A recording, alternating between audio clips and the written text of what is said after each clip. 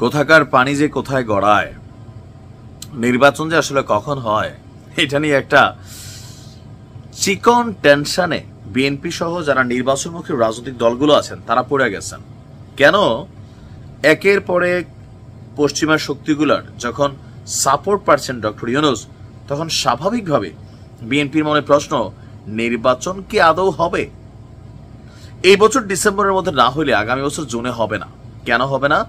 Doctor Mohammad Yunus বলছেন হবে, আসিফ নজরুল স্যারও বলছেন যে কোনো কিছুর বিনিময়ে হবে, কিন্তু বিএনপি মনে করছে যেই সময়টাতে আগামী বছর নির্বাচনের কথা বলা হচ্ছে সংস্কারের নাম দিয়া, ওই সময়টাতে নির্বাচন সম্ভব না, কারণ বর্ষাকাল। সুতরাং সংস্কার শর্ট করেন, আর এই সংস্কারের প্রতি খুব বেশি ইস্যু টিস্যু নাই। মির্জা আব্বাস তো আরো শক্ত ভাষায় বলছেন আপনারা যেটা সংস্কার করেন আমরা এটা কারেকশন করে ফেলবো।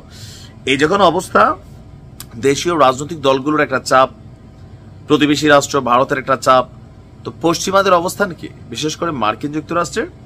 আজকের দিনে বাংলাদেশে বেশ কয়েকটা বড় ধরনের ঘটনা ঘটেছে। একটা হচ্ছে পাকিস্তানের যেই পররাষ্ট্র সচিব আছেন আমেনা বালুচ, তিনি বাংলাদেশে আসছেন, অনেকগুলা ঐতিহাসিক সিদ্ধান্ত হয়েছে। অপরদিকে আজকে একই দিনে যুক্তরাষ্ট্রের উপসহকারী পররাষ্ট্রমন্ত্রী, সর্বোচ্চ হায়ার অথরিটি লেভেল থেকে আজকে যারা আসছেন, নিকোল চুলিক এবং অ্যান্ড্রু হ্যারাপের নেতৃত্বে বাংলাদেশে ট্রাম্প সরকারের একটা বিশেষ দল এসেছে সরকারের সাথে বিভিন্ন ইস্যুতে কথা বলার বা বুঝতে চাওয়ার বা জানতে চাওয়ার। তো এই দুই উপসহকারী পররাষ্ট্রমন্ত্রীর নেতৃত্বে যারা আসছেন তারা বাংলাদেশের সফররত যে প্রতিনিধি দলটি আছেন তারা আজকে ডক্টর মোহাম্মদ ইউনূসের সাথে সাক্ষাৎ করেছেন।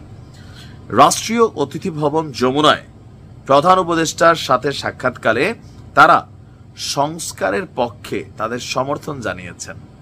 মানে ডক্টর মোহাম্মদ ইউনূস যে সংস্কারগুলো করছেন এগুলোর পক্ষে তারা তাদের অবস্থান প্রকাশ করেছেন।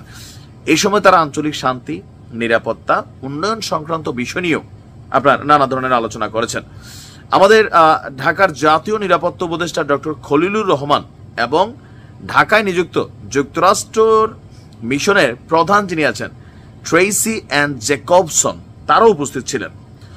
আপনার যুক্তরাষ্ট্রের পররাষ্ট্রমন্ত্রী তিনি বলছেন যে উপপররাষ্ট্রমন্ত্রী যিনি আছেন উপসহকারী পররাষ্ট্রমন্ত্রী নিকোল চুলিক, প্রধান উপদেষ্টার যে দৃষ্টিভঙ্গি সেটার প্রশংসনীয় তিনি ভূমিকা রাখেন। এমনকি রোহিঙ্গা সংকটকেও তিনি যেভাবে হ্যান্ডেল করছেন সেটারও তারা ধন্যবাদ জানিয়েছেন।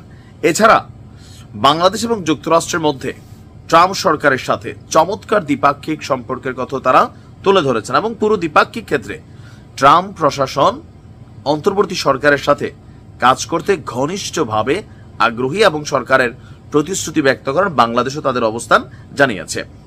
রোহিঙ্গাদের জন্য সাহায্য পুনরায় চালু, পাল্টা শুল্ক আরোপের ক্ষেত্রে 90 দিনের বিরতির জন্য মার্কিন প্রেসিডেন্ট ডোনাল্ড ট্রাম্পকে ডক্টর ইউনূস তিনি আপনার ধন্যবাদ জানিয়েছেন এবং কি আমেরিকার এই উপপররাষ্ট্র যারা আছেন বাংলাদেশ সরকারের সংস্কার কর্মসূচির প্রতি পূর্ণ সমর্থন জানিয়েছেন। তবে এখানে একটা চিকন কথা বাকি দেখা যায়, কতদিনের জন্য, মানে এই সংস্কার কি আগামী কয় বছর চলবে, এটা নিয়ে আসলে কোনো বক্তব্য দিয়েছেন কিনা, আর দিল আমাদের গণমাধ্যম এটা প্রকাশ করেছে কিনা, এখানে একটি ইস্যু আছে।